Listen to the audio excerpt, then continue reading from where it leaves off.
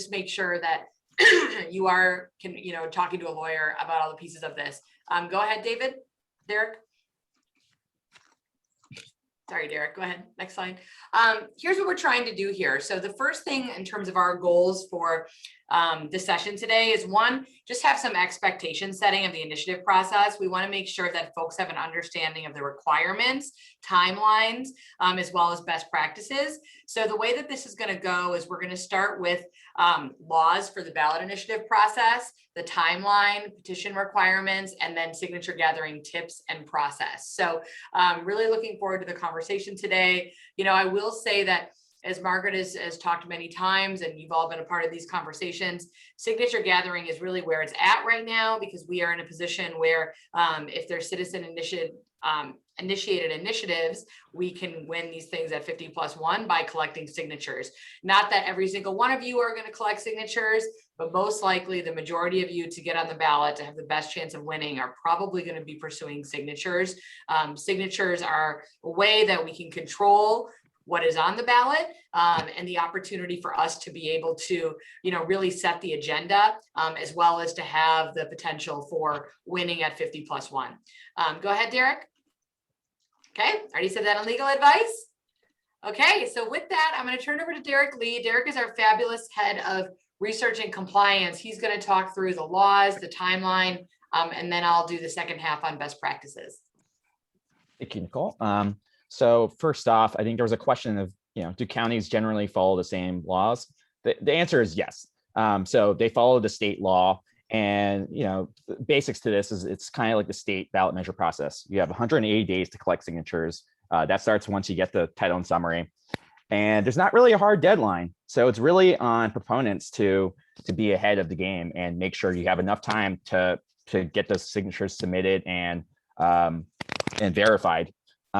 So, examples of this, all these counties follow the same state laws. You can, if you live in a specific county, you can look up the handbook that they have. Again, those aren't actually legal advice either, so always consult your attorney. So in terms of municipal ballot measures, these really vary. So if you're a general law city, you do follow state law, and that's kind of a similar process to the county measure laws as well, but charter cities can really do whatever they want. San Francisco has a completely different process. A lot of charter cities, though, do follow what is essentially the state law. So not much changes. So again, no hard deadline. San Francisco is like probably one of the few exceptions where it's like you have to submit by the state and you'll get it in. In terms of, so you really need to make sure, you're starting early enough in your entire process to make sure you have enough time for signature collection, and that the registrar of voters is going to have enough time to count it. And then the local legislature is going to have enough time to pit it before them, because they have right of first refusal to look at that measure and decide, oh, we just want to adopt this, or we want to get a study on it. We'll talk about that more. And so in terms of the timeline, this is assuming you want all 180 days. So this is probably a little early. You can definitely do it in 90 days, but if you want the whole 180 days, you need to be really looking at drafting that measure in the fall. And you're going to want to consult legal counsel. And this means you're going to submit your notice to circulate, and also request title and summary in November. And so after you do that, they have 15 days to return you that ballot, title, and summary. They don't always take 15 days, but that's what the law says. They can take up to 15 days.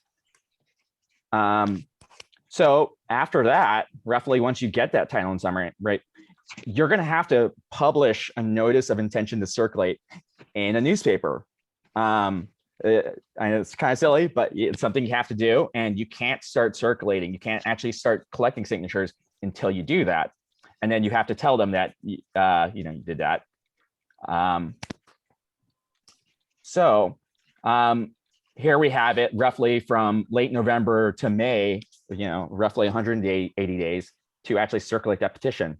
You can shorten that to 90, but again, it all depends on your circumstances. Do you have paid signature gatherers and so on? Now, the date I have here is suggested latest date to submit signatures. There's a lot of moving parts after this. So you may want to submit a month earlier, right? But then that might cut it into your time. Or you can submit later than that, but the problems you run into is like, okay, actually them counting it, right? Because they have a certain number of days to do that. They have 30 days to count, well, to do the sample. And if they deem that you're not, that it's like roughly, maybe this is enough, then it can be extended even more. So you definitely want more signatures, raw signatures, assuming like, half them don't count. And so after that, right, after you submit it, well, okay, if this is a county measure, it's going to have to go in front of the board of supervisors, and it's going to take time. And generally, people have their meetings on Tuesdays, right? So there's only a certain number of days. The absolute last day they can place this measure on the ballot is so August 12th, 2022. This is for the general election, and that's 88 days before election day. That's the absolute latest, right? So if they don't do it by then, it's not going to end up on the ballot. And of course, November 8th is election day. It's moving really fast there, but of course, like I mentioned, right, this all assumes you want the full 180 days to do that. You can definitely do it in 90 days, maybe even less, but that's on you, right? And this also assumes the full count method is not required, because if they do the random sample and they figure out, oh, okay, you have like something from 95 to 105% of the signatures required, then they're going to have to verify each and every signature. So that's why you want way more signatures than you actually need, right, in terms of raw, because it's assumed that up to half of those signatures might not count. If they do that, it could extend the process up to 60 business days, right? So that could easily blow past if you submit, in June, right? And this also assumes that the board of supervisors doesn't choose to, after the signatures are verified, that they don't want a report, an impact report. They could do that like later in the process, and that adds another 30 days. So lots of moving pieces in those. The only thing that you can really kind of negotiate is really the signature collection process, which is, that 180 days. You can move around that, and also how early start. Mm-hmm. I've never heard anybody say assume half the ones are going to be invalid. I've heard people say assume you need 150%. That would be. Yeah, I think that's right. 150% is good. You really want to. We'll get to that. You really want to test as you go, and you'll get a sense. There are some communities where the validation rate is a lot higher than others, so there's definitely some variance, but 150% is usually pretty good. Yeah, just being very conservative there, but it's not going to be half of them. That's for sure. Don't tell people that. I always play it safe, but so in terms of setting goals, you're gonna want to know how many are required, right? It depends on the measure that you're doing. If it's if it is a local measure and it's a charter measure, it's going to require more. But so again, we mentioned building in a cushion, right? Don't just collect the exact same number of signatures that are required. And I guess I'm sorry to keep interrupting. Oh, go on. I'm sorry. You're getting to Yes. So if it's a county initiative, you're going to need 10% the number of votes cast within the county in the last gubernatorial election. If it's a general law city, you need 10% of the number of registered voters that's submitted to the Secretary of State. Charter cities, it could be basically anything. San Francisco has 5% of the votes cast for mayor, for example, right? Very different. And when you're doing all this, you're gonna want to build in some sort of system for being accountable, and that means tracking, your goals. And if you have multiple different groups that are helping you out signature collection, sometimes it's a good idea to have it all on this public spreadsheet, so people kind of feel like, hey, we're competing against each other, and and also they can see if you have formatting on it, right? This is just an example of one. You can do this different ways, but it's good to have some sort of spreadsheet and keep track of those goals and share that tracker to boost people's motivation if they're falling a little bit behind.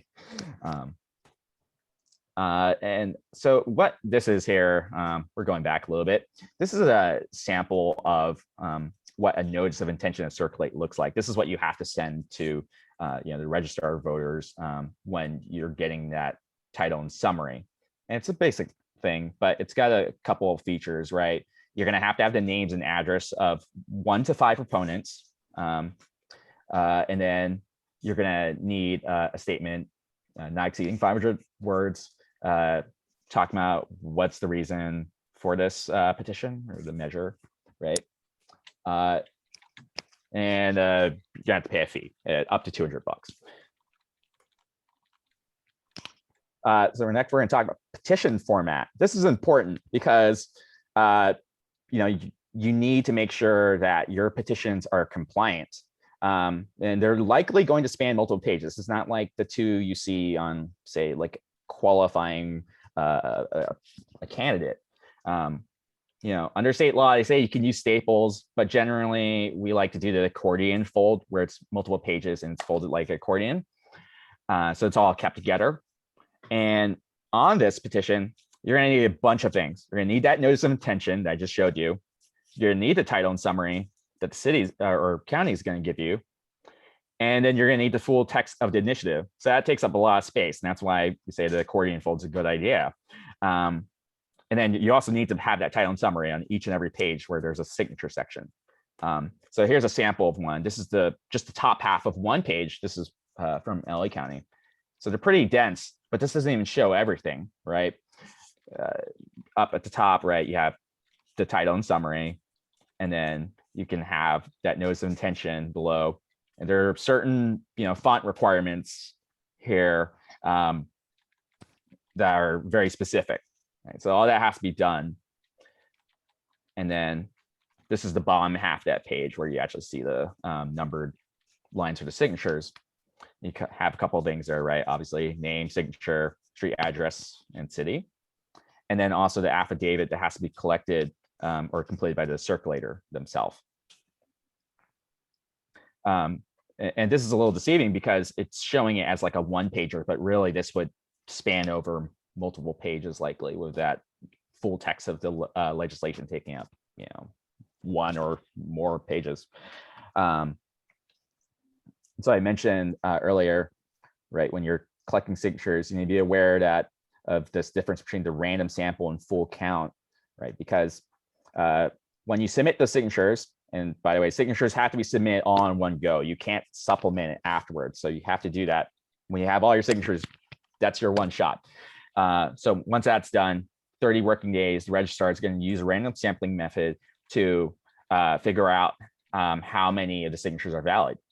If that validity rate is only 95 to 110%, then they're going to do a full count. If that full count is required, then they have 60 days, additional working days to look at each signatures. So again, collect enough raw signatures to avoid that raw count. I'm going to hand it over to Nicole here. Great. Thanks, Derek. That was awesome. I want to say too, I realize there's a lot of information. You don't have to know all of this, but you need to be aware of what questions to ask because you will likely be hiring a professional, which I'll get into in a minute, but you want to really understand the kinds of things that can be problematic, the petition format, the numbers, the deadlines, because if you just, kind of rely on a professional for that, they could make mistakes or they could drop the ball. So you've got to understand that. So just kind of getting to right now, the difference between grassroots signature gathering and hiring a firm. The pros of grassroots signature gathering, obviously it invests and strengthens local movements, builds capacity and leadership. There's usually a higher validity rate because you've got your volunteers that know the community and are probably more invested in getting it right, and demonstrates local support, right? That it's great for movement building. It's great for being able to get folks that you want to work on your campaign to be invested, to test them, to create a community for sure. The cons is that it is a ton of oversight involved in getting it right with volunteers, and you've got to be able to figure out who you can count on and who you can hold accountable. You know, a lot of us have worked on campaigns before. It's a lot different than like phone banking or canvassing, where you really want to meet your goals, but if you don't, if you just rate 80% of your canvassing goals, it's not the end of the world. Whereas if you only get 80% of your signature goals, it's kind of the end of the world, because you're not going to make it onto the ballot. So it's just the intensity of accountability. It's just more risk. And it really requires an existing membership and infrastructure. You cannot just assume that people will collect signatures. Signature gathering is one of the hardest activities that volunteers can do. It takes a really strong, you know, extroverted, disciplined person, and it's tough for a lot of people. So it's a hard thing to do with volunteers. Next slide. In terms of paid signature gatherings, the pros are obviously a turnkey operation. You know, oftentimes, well, basically all of the paid signature gathering firms, what they do is you only pay for valid signatures. So there is that accountability of ensuring that you have those valid signatures. You know, let's say that you need 10,000 valid signatures, and they realize they're going to need to collect, you know, 14,500 in order to get that 10,000. You're just going to pay for the 10,000. So that means that for the signature gatherers, they are incentivized to do it right because they're getting paid. So every time they spend and getting incomplete signature, they're losing money. They are accountable, obviously. Cons, expensive. The lower validity rate, that kind of varies. So that's not a huge con, although nationally, I think that is true, but it's expensive. Right now, you know, signature gatherers, the probably best way to think about it is like between $5 and $7 a valid signature. So if you need 50,000 signatures, it's $250,000 to $350,000. It can get as low as $4. It can get as high as $10. But I think 5 to 7 is pretty right on right now. It gets more expensive when you have less time. So if you do it in 90 days, it's going to be more expensive per signature than if you do it in 180 days. And obviously a con is it doesn't build a local movement. You don't get to test volunteers. Our recommendation generally, and obviously you'll hear from Jamileh and David in a minute, but is to go with a paid signature gathering firm primarily, but to also have a volunteer component where you can get young people involved, you can get other folks, you know, in your community involved. But, you know, really my recommendation is usually like 80% paid, 20% volunteer, and making sure that you have enough time where if the volunteers don't hit their goals, you can get the paid signature gatherers to make up for it in time because you just have less accountability. Go on to the next slide. Things to ask your paid signature gatherer as you're considering what firm to hire. What is the cost per valid signature? Make sure it's per valid signature. How much do they know the community? You know, you don't want to hire a signature gathering firm, you know, from Texas to have folks come up and try to collect, you know, signatures in Richmond, right? Ideally, you want folks that have worked in the community before. If there is, you know, a language barrier, if you've got, you know, high Spanish speaking population, you want to make sure that they've got signature gatherers that can speak Spanish. You want to make sure you know what their verification processes are. You know what, well, I'll get into that in a minute, but what are they doing to actually verify that these signatures are good? Are they collecting in an efficient manner? Sometimes paid signature gathering firms might collect for multiple ballot measures at once. So maybe they're collecting for a teacher salary increase and they're collecting for a children's fund. It can get weird because sometimes they could be collecting for something you don't agree with, but you want to know, it can make it more efficient and the cost per signature can be lower, but you want to know what else they're collecting for. You should ask them so that you're not surprised. You want to know what their reporting processes are. How often are they going to tell you where they stand in terms of signatures collected? Ideally, you want that daily report so you know, are they hitting their goals? You don't want to be surprised if you hire them for 4 months and 2 months in, they tell you they've only gotten 25% of signatures. So ask them what their reporting process is. Go ahead. A couple tips on signature gathering. This is good for both volunteers and to make sure that your paid folks are doing. So being familiar with the petition. So the format of the petition, what do the voters need to sign? I've seen volunteers collect 3 pages of signatures and everything was in the wrong place and none of them are valid. Like, we've got to make sure they understand that. And then the petition gatherer themselves have to fill it out. If they don't, it won't be valid. Go ahead. I'm going to go through these pretty quick. know what a good signature is. You know, is it legible handwriting? The biggest reason that signatures get thrown out is the wrong address. You need to make sure that people are registered to vote at that address.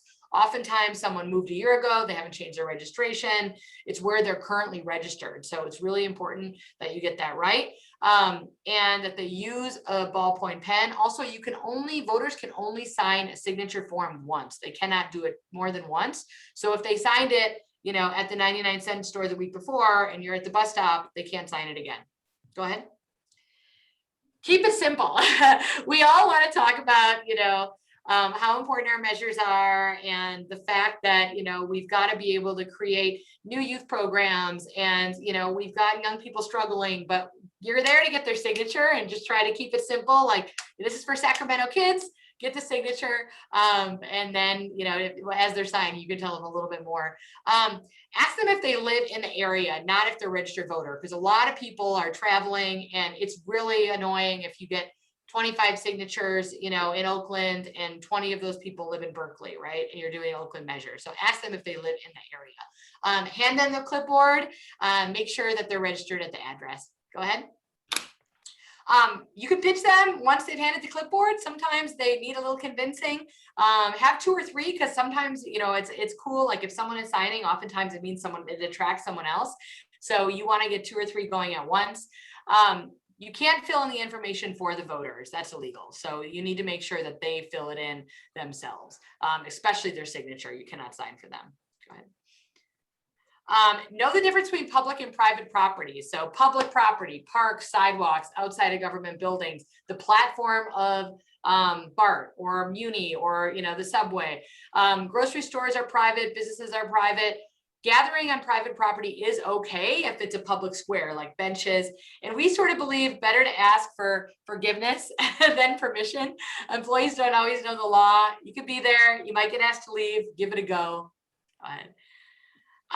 This is from our professional signature gatherer. He just gave us some tips. This is Tyler. He said, Trader Joe's are generally sensitive, try to avoid them. Assert your rights. You won't be arrested for collecting signatures. You want to gather in higher density cities. There's obviously just more people and it's harder to get people to sign if you're in a more rural area. Events are always good. He said 99-cent stores and Walmarts tend to be good.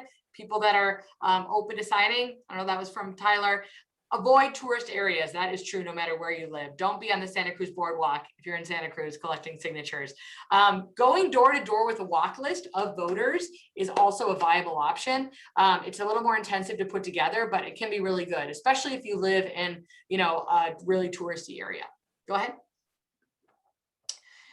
For preparing for signature gathering and, you know, training volunteers, keep it simple, introduce it, review the rules for them, have an engagement, a role play, have them pretend that they're talking to a voter to get them to sign. Make sure you've got clear packets ready to go for them. Go ahead. Managing your data. So your professional signature gathering firm will handle the data management, but just so you know, you want to make sure you have someone on your team that's directly coordinating with them and giving them anything they need. We have info on here on databases. You don't need to get in all the details of this, but you need to know how they're doing it and make sure that someone on your team is communicating with them and gets a sense of where they're storing the data. It's also really important because you want to keep track of everyone that signed your petition because they're the people most likely to vote for your measure once it gets on the ballot. And you want to get to those people. They could be volunteers. They could be, you know, early voters for you. So that database of those people is really important. Many times you need, you know, up to 10% of voters to sign. So that's a lot of people to follow up with. Go ahead. You can go ahead. So in terms of quality control for the volunteers, you know, make sure that they're trained. This is not, you can't do this untrained. You've got to understand what the rules are, where to sign, etc. Make sure you get daily reports. And if you have grassroots partners, make sure that they give daily reports. We have seen some successes where coalitions have said each organization is responsible for 300 signatures. That sort of tracking and spreadsheet that Derek mentioned could be really good. And then just be really clear about reporting and accountability. This is just another way to be able to be accountable, people to sign up of what petition numbers they have and keep track of that. Go ahead. Verifying signatures. Now, this is something that the paid firm will do, but you want to do this for your volunteer signatures as well, because if your volunteers collect 400 signatures and only 50% of them are valid, it's going to really affect your count number in terms of how many valid signatures you have, even if the paid firm does all their verification. So you've got to make sure volunteer signatures are verified as well. You can do that by looking it up in the voter file. You can coordinate with your paid firm. Sometimes you can pay them a little bit more to verify the volunteer signatures, not the whole cost per signature, but just a little bit more. Just make sure that your volunteer signatures are also verified. Go ahead. Storage. So this is really important. People lose. Yes, they do. And I'll have Derek address that at the end in terms of invalid signatures, but people have lost boxes of signatures before. It's literally like the worst thing you could ever lose. So you've got to make sure that they're stored safely. Either, there's sort of two schools of thought here. One is that you turn them in as they come, like sort of week by week, or, not every day, but maybe every week you turn them in. But if you're trying to make a splash, or you're trying to kind of be on the DL with you're collecting signatures, you want to turn them all in at once, or just a couple bunches, just make sure they are stored safely. I mean, I cannot tell you how devastating it would be if someone's house got broken into, and it's awful. So make sure you've got a plan for how you're going to deliver them. Go ahead. This is pretty exciting. I don't want to take the time to show this clip, but this is an event where they delivered signatures and they made a big event of it. And, there was press, like Margaret, I'll never forget her story back at the Children's Fund in San Francisco. They delivered all the signatures in red wagons with kids. And it was really amazing. And so it's great to use this as a chance to get press for your measure and to do something, really public on the delivery. Go ahead. Okay, so time for questions. I think we got through this pretty quickly. Really appreciate, Derek, you can probably stop sharing your screen. The attention. I know this was a ton of information, but we're happy to take any questions. Yeah, go ahead, Andrew. If I may, just one little correction. Yeah, go ahead. Once you've gathered the signatures, it's illegal for you guys to keep those signatures for the purpose of making lists, mailing, fundraising, or whatnot. So just be cognizant of that. Okay, well, he's the lawyer here, but people have, I don't need anything else. Questions. Margaret's question about invalid signatures counting against you. Derek, do you want to address that? What happened, like how the counting works and what happens with invalid signatures if they count a percentage?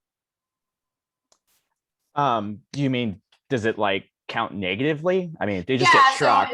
So like, let's say, I think I know the answer to this, but I'm not sure. So let's say we turn in 10,000 signatures and they do a percentage count and they test 20% of them. So they check 2,000 signatures. The validity rate for the entire 10,000 signatures is going to be based on the validity rate of that sample. So if your sample is only 60% valid, they're going to apply that 60% to your whole signature count, even if it just happened that it was a bad batch, right? So that's why it's so important, because you don't know which ones they're going to pick, that you really check every single signature. Yeah, and something, you can do if you're doing in-house verification, or if you have outside, you'll strike your own like bad signatures so that they don't count towards that, that sample for that reason. Yeah. Will it work so people can just raise their hand on the screen and ask a question? I think maybe we should take like 3 questions and then go on to Jamileh and David. Cool.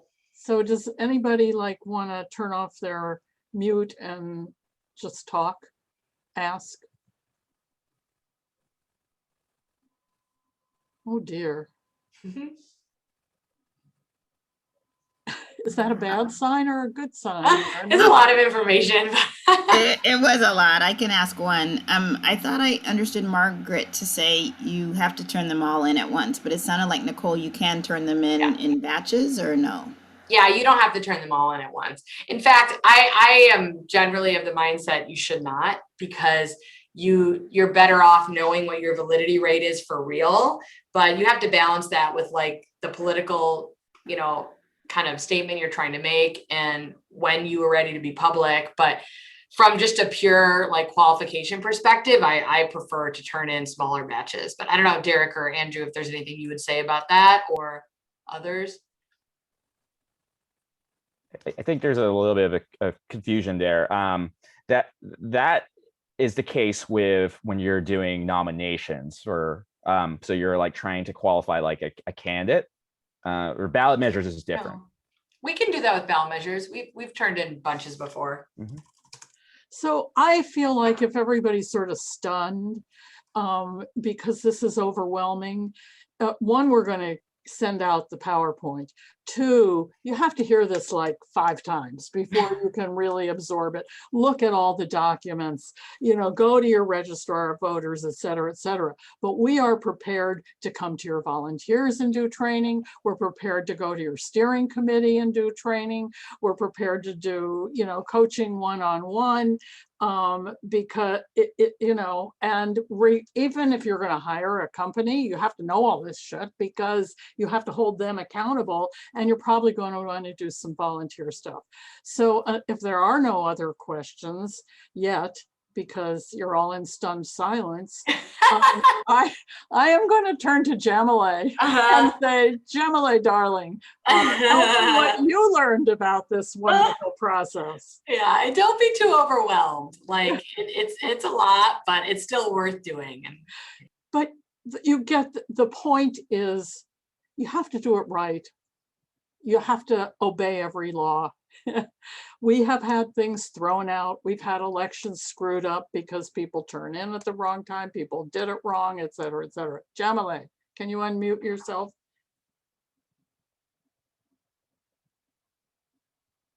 Oh, she's going to use the screen.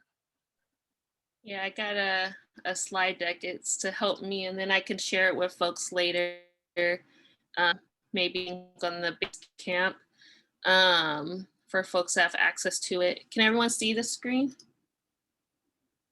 I can. The slide? Okay. All right, hi everyone. My name is Jamileh again. I'm with the RYSE in Richmond, and we anchored a campaign for a youth fund in the city of Richmond. We actually started signature gathering in 2016. It didn't make it on the ballot until 2018. That year, we ran 3 ballot measures to win. It's a long, complicated story, and that's for another day. I can share more information about the full timeline. Jamileh, can you make it a full screen from your computer? Because I see your background on your computer, and then I see the PowerPoint is small. 1 second. Now I don't see anything. I'm starting over. Oh.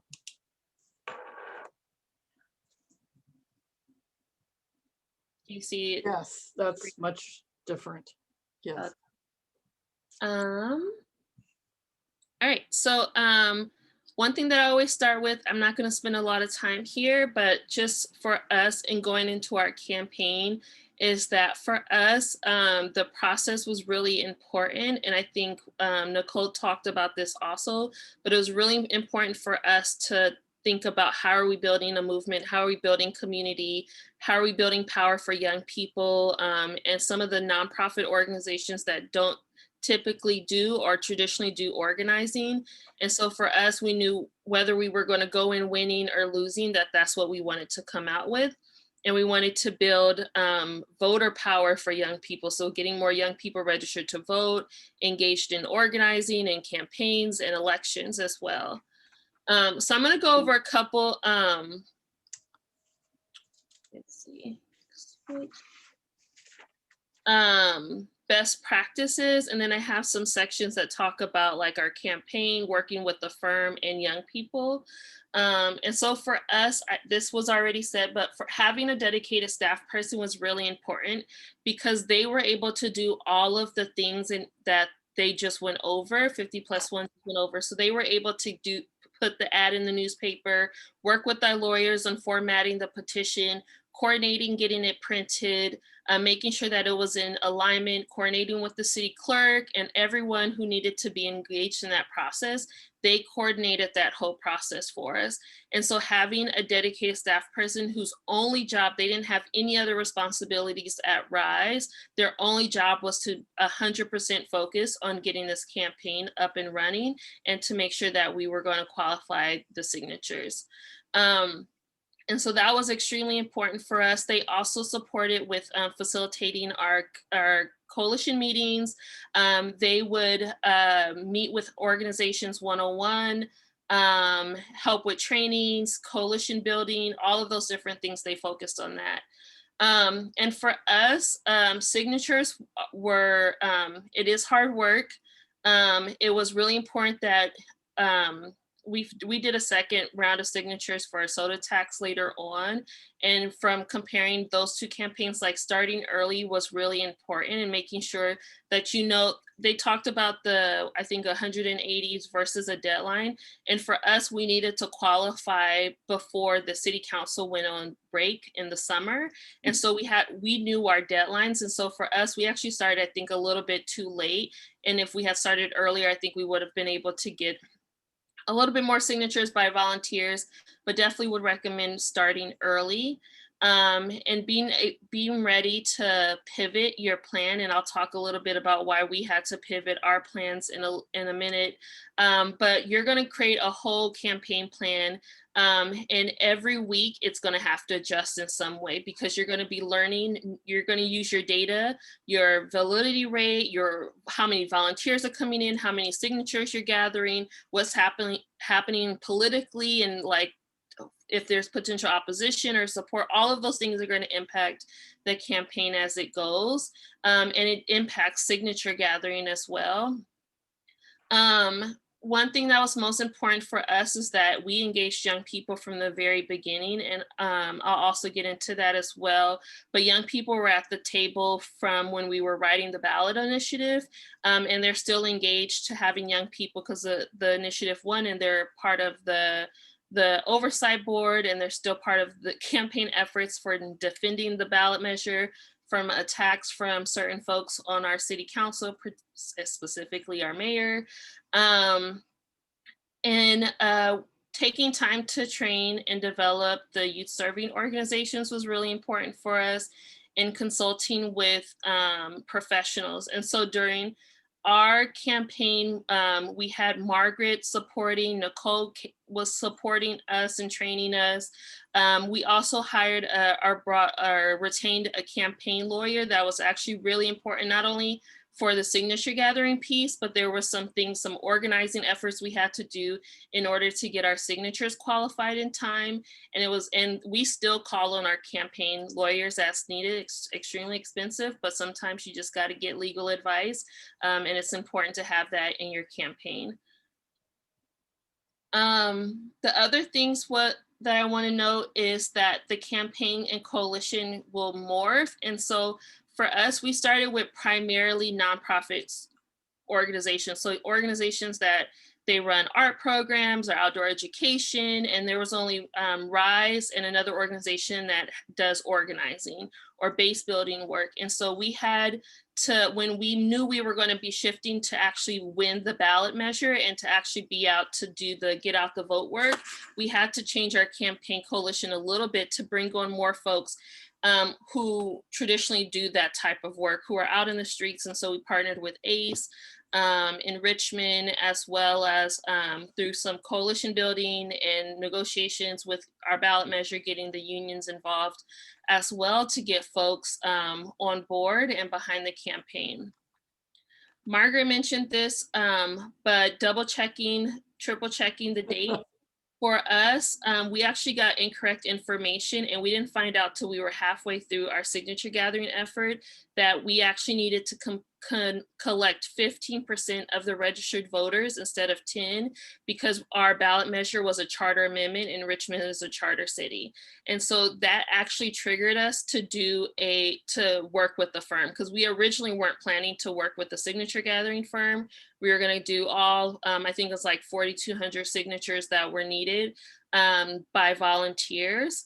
And so we ended up working with the firm, and I can share a little bit more details, but from the 7,100 signatures that we submitted, the firm collected about 4,200 of those. And so they actually did, similar to what Nicole said, they did pick up a big chunk of what was needed. But if we hadn't hired them, even though it was so expensive. And I would say this part of the campaign for us, the signature gathering part, was the most expensive part of the campaign. It was worth it because it gave us the power to actually leverage other support in the future as we got into the campaign. And then the other thing is, it's like I said, it's going to be expensive, so don't underestimate the resources. And we hadn't talked about this before, but polling actually was really important for us because it actually got the nonprofits who are a little apprehensive to engage. It actually got them to see that this was a winning ballot measure. And so our polling showed that we had 84% favorable, and with negative messaging, it was 64%, and we only needed 50+1 to win. And we ended up winning with 75.83% support. And so it was like, it's like $25,000, but when we paid, I don't know what it costs now, but for Richmond, this is how much it cost at that time. And it actually was extremely helpful in us getting support and getting folks on board. So for the coalition, I'm gonna go through these really quickly. We did training, lobbying 101 trainings for nonprofits, so they knew what they could and couldn't do, and encourage them to also get their own legal advice around how to manage their finances. We had weekly meetings to check in about signature gathering, and then we would also do one-on-one check-ins. So we were talking to them about their plan of action, support needed. We did a public campaign launch, and we had folks who were part of the campaign say their signature gathering goals publicly to make public kind of commitments to everyone. And then that also encouraged other folks to make public commitments on how many signatures they were committing to. We were consistently validating our signatures so that we can push and motivate folks and also know where we were at with numbers, and that we don't have a volunteer base. And we were out collecting signatures every day of the week and all day on the weekends. And so there wasn't a day that we didn't have volunteer teams going out. And then for signature gathering firms, I think the only thing that I would say that we haven't already said is that one, there were times where some of their folks who were out collecting signatures got territorial with volunteers. So if they ended up at the same location, and the person who was contracted to clean our petitions actually didn't do a good enough job because we didn't get cleared with the 10% needed that they actually do check. And so they ended up having to collect or count every signature, and that delayed us. And that's part of the reason why we didn't make it for the 2016 election.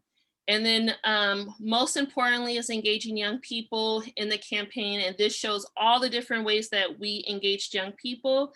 And young people can, even though they're not 18 and they can't physically hold the petition, they can go out and still collect signatures. They can cultivate the signatures. They can tell their stories. They could talk about the impact of services that has had on their lives, their family lives. They could talk about what this ballot measure could mean for their community.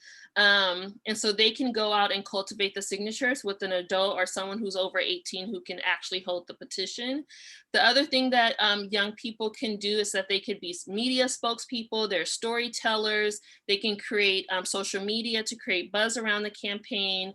They can pre-register and register their peers to vote. So then they're able to actually sign the petition, because you could do both at the same time. And they can engage their families. And so when we would engage families or have volunteer days, we would make sure we have translators, that we would have childcare available for folks, and food and incentives, and paying folks as well for their time as much as we could afford for the campaign. I think those are like the main things that Margaret, I'm not sure if there's anything else you want me to share specifically, but I'm also putting my contact info here if folks want to reach out for any other questions. I'm also available to check in a one-on-one. And again, like I said, I'll share these slides on the Basecamp. You have one question about cost, and I know you were so surprised by the cost. By the time they cultivated all the volunteers and paid the professionals and had to wait till the last minute, I recall a $20+ a signature cost at some point. So can you address that for a minute? And then we're going to go on to David. Yes, for 2016, we were collecting signatures. It was during the presidential election year. So there were a lot of ballot measures. And so during that time, they controlled the market. We were paying about $20 a signature. When we did another ballot measure in 2018 for a soda tax, it was less. I think we paid about $8 to $11 per signature during that year. The $8 was depending on if it was door to door versus like a storefront or something.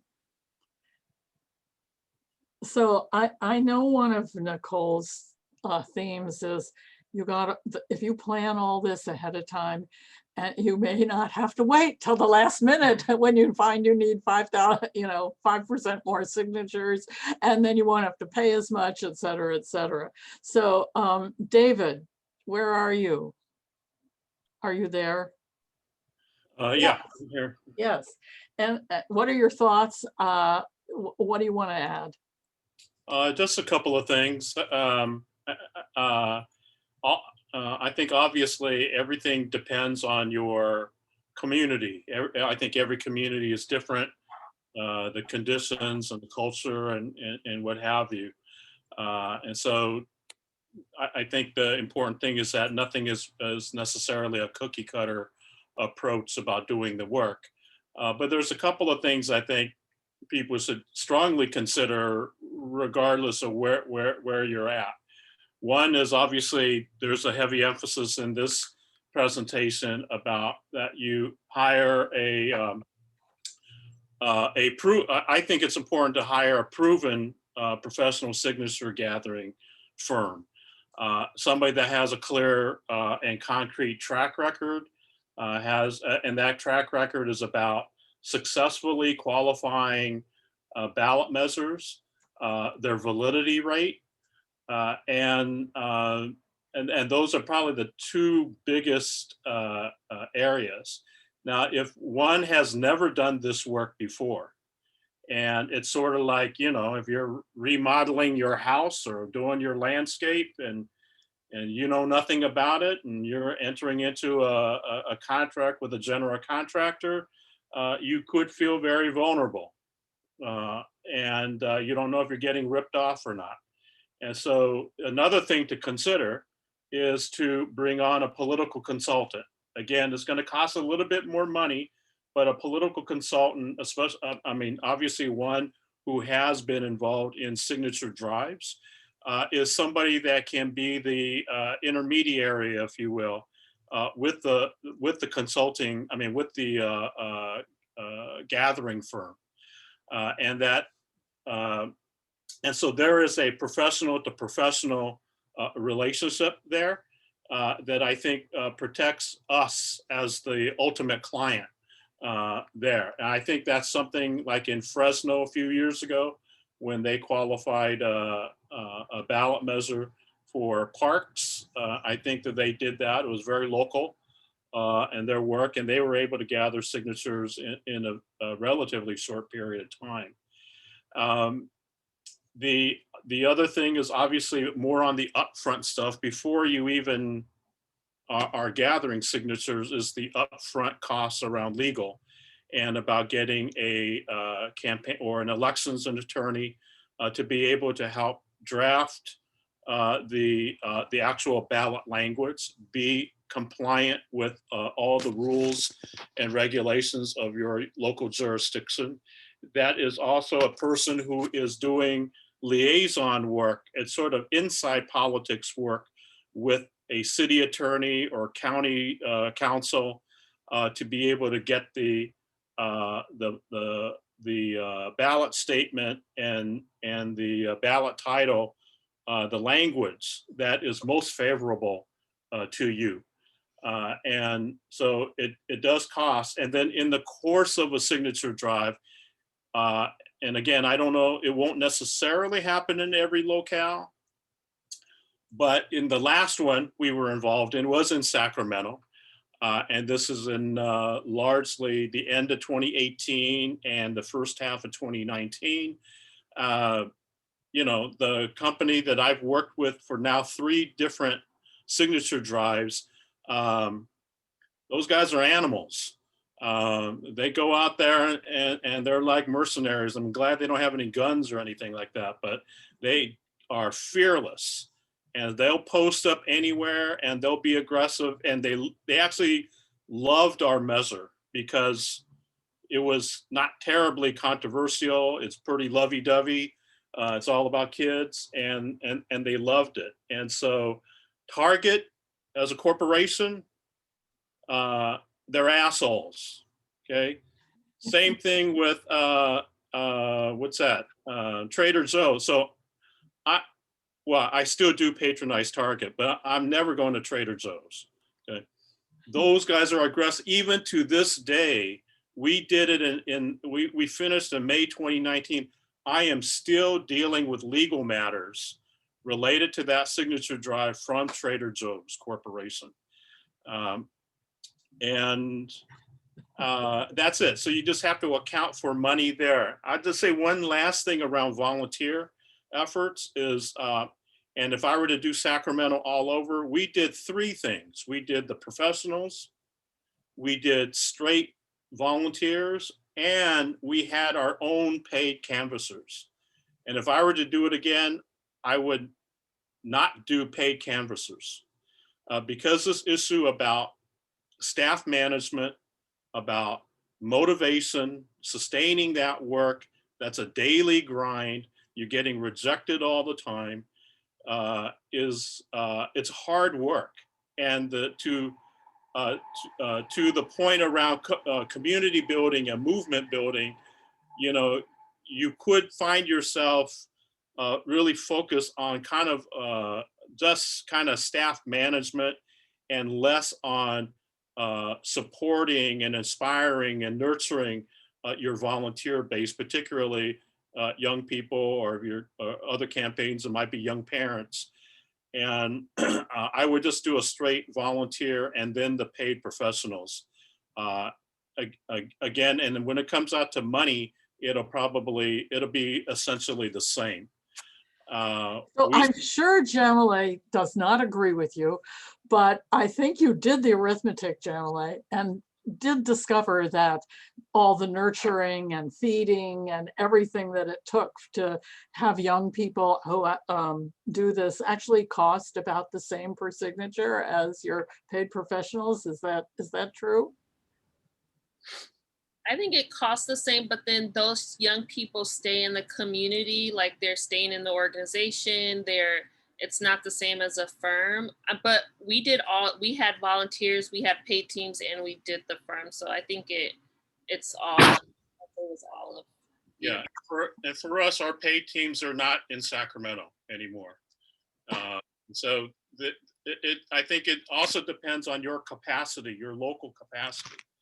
And that in Sacramento, all the organizations that were there that participated, I would say are all of very low capacity to do this work, including my organization.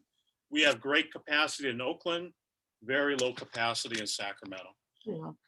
And so it's something that you want to tailor to your particular characteristics and see what you can do. But bottom line, an attorney, a professional gathering firm, and maybe a political consultant are things that you should consider. And everything else, the volunteer, the whole campaign apparatus I think is a kind of a given that probably everybody here has already done a lot of thought and a lot of working, but in terms of what you're going to pay money, those are the three kinds of positions, if you will, that you want to think about. Okay, we have 10 more minutes. I want to turn this back to Nicole. Nicole, to see if there's anything you want to add, having heard this, and then give people a chance, you know, to unmute and ask questions again. Do you want to add anything, Nicole? And Yeah, there's a couple of things. I mean, I think David and Jamileh are such great resources, like having been through this. And so just, you know, going back to them and asking their perspective is absolutely, like, you're going to get the more out of that than anything else. I would just say, like, you know, really think about this as a numbers game. And, you know, I love this stuff, right? But like, put on your like data math hat, goal setting, like, you know, what's it going to take and how many do you need to get a week? And, you know, who's going to be able to do it, and really work backwards from that, because you'll have a sense of like what your current volunteer capacity is, what you could build up your volunteer capacity to be, you know, in the next 6 to 9 months, as well as how much you think you'll have to pay for. And, you know, I just also can't stress enough, like, start early, because it's just all going to be more cost effective, and you're going to have more time to build up you know, a really strong grassroots base if you do that. So one thing Jamileh mentioned that I do think is important is, you know, we often kind of debate between, do we want something to go on a 2022 ballot or a 2024 ballot? You know, there's obviously advantages to being on a presidential ballot in terms of higher turnout, which is usually good for our issues, you know, more young people, more people of color voting.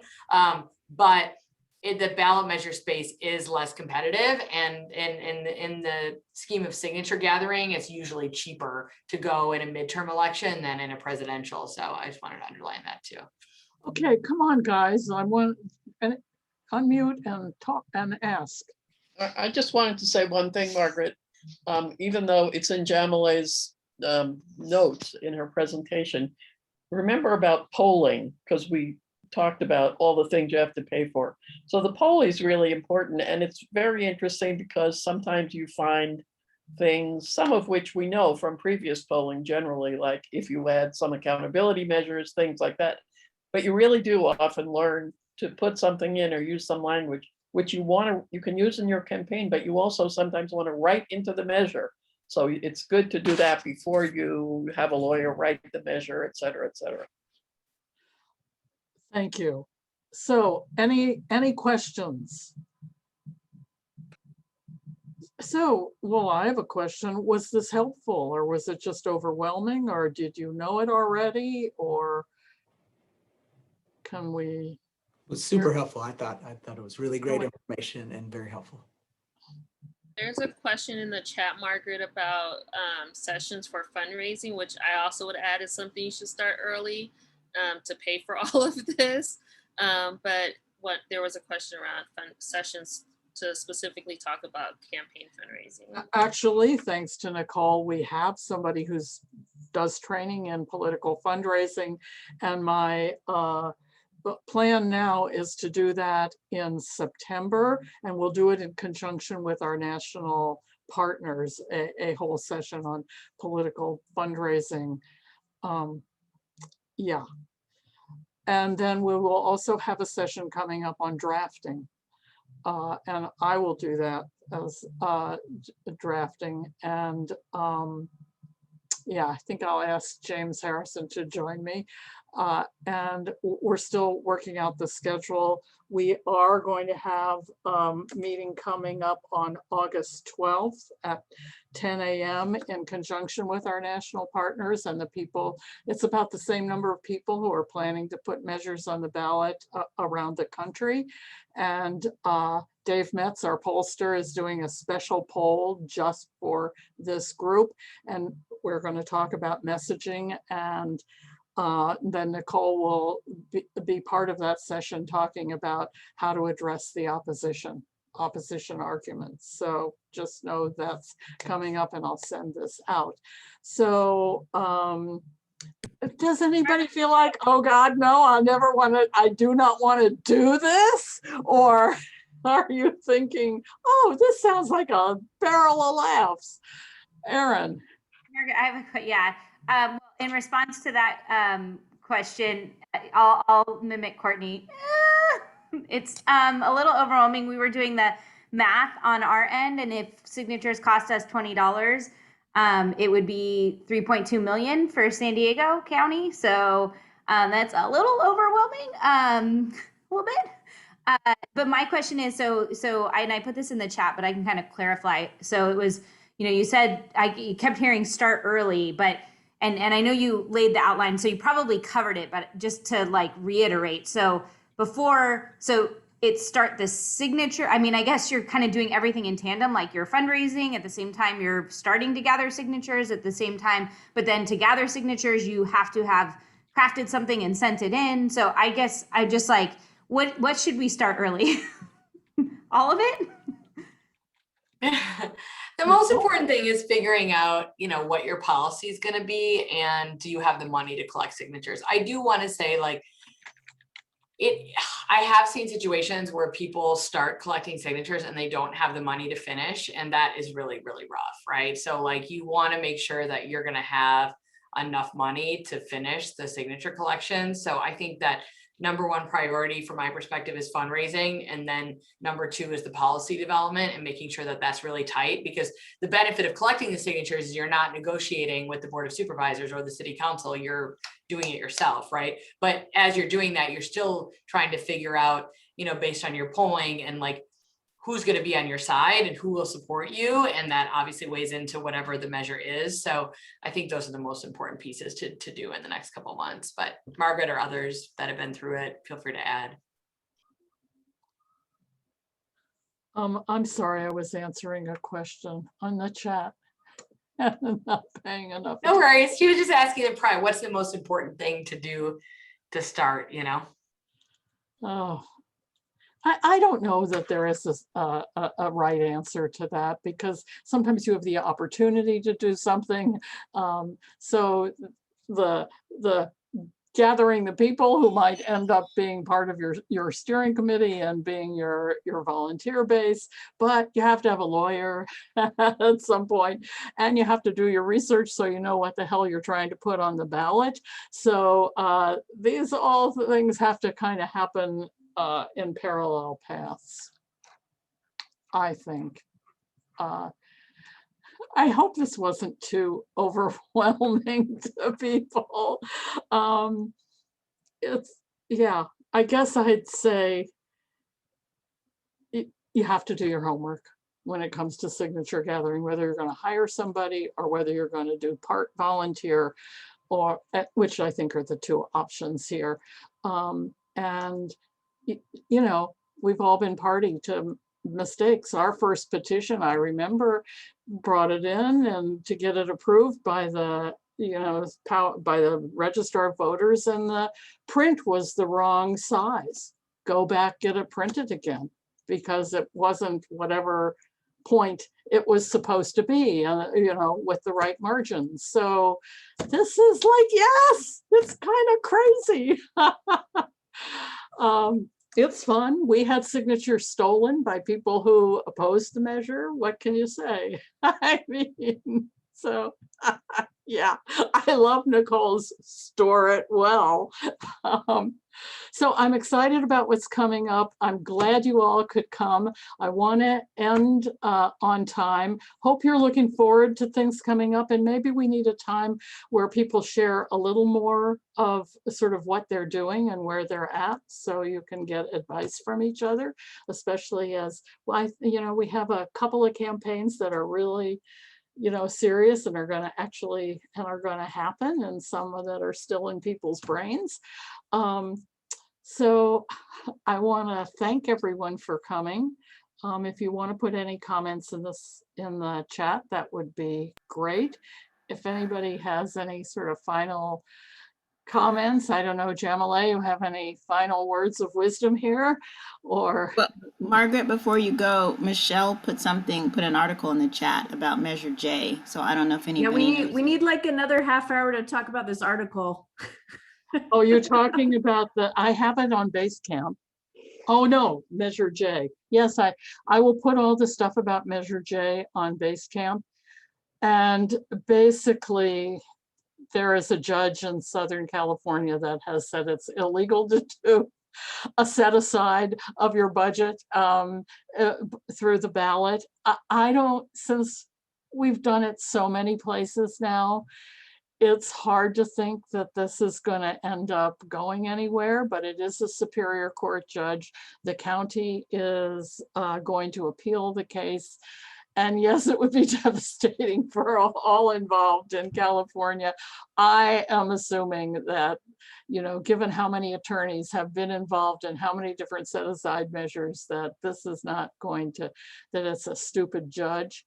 I've consulted. Also, there is one other thing to be concerned about that we have to watch and talk to our lawyer about, because it says in the paper that she said her intention is to publish the opinion statewide. So that means it wouldn't just apply in that district of the California court. So we should definitely be paying attention more, you know, like you said, when Margaret said that this never ends. It never ends. It never ends. I am taking it with a grain of salt. I think it's a stupid judge, and because there are plenty stupid judges. So anyway, I cannot thank you all enough. Derek, Nicole, Jamileh, David, everyone who came. This was a lot of fun, if overwhelming. So yeah, the meeting is adjourned. All right. Thanks all. Bye. Bye. Thank you, everyone. Bye. I think that's a great summary of everybody's relationship with you, Margaret. It's fun, but